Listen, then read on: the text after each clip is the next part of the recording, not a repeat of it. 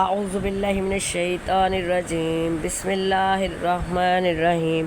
ربی اشرح لی صدری ویسر لی امری واحلل عقدۃ من لسانی یفقہوا قولی، ربی زدنی علما۔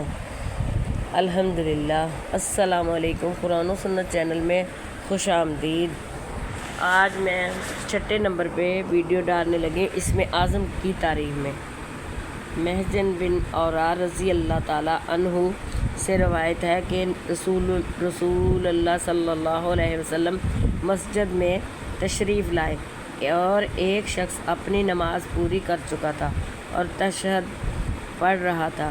یہ کہتا تھا، اللہم انی اسألک یا اللہ بأنک الواحد الاحد الصمد الذی لم یلد ولم یولد ولم یکن لہ کفوا احد ان تغفر لی ذنوبی انک انت الغفور الرحیم۔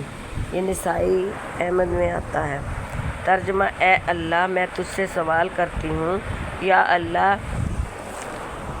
اس لیے کہ تو واحد ہے، یکتا ہے، ایسا بے نیاز ہے کہ اس کی کوئی اولاد نہیں اور نہ وہ کسی کی اولاد اور نہ اس کا کوئی ہم پلہ ہے۔ میں سوال کرتی ہوں کہ تو بخش دے میرے گناہ، یقیناً تو بہت زیادہ بخشنے والا مہربان ہے۔ پس نبی صلی اللہ علیہ وسلم نے 3 بار فرمایا کہ اس کے گناہ بخش دیے گئے ہیں، اس کے گناہ بخش دیے گئے، اس کے گناہ بخش دیے گئے۔ اللہ آپ کا حامی و ناصر ہو۔ اللہ حافظ۔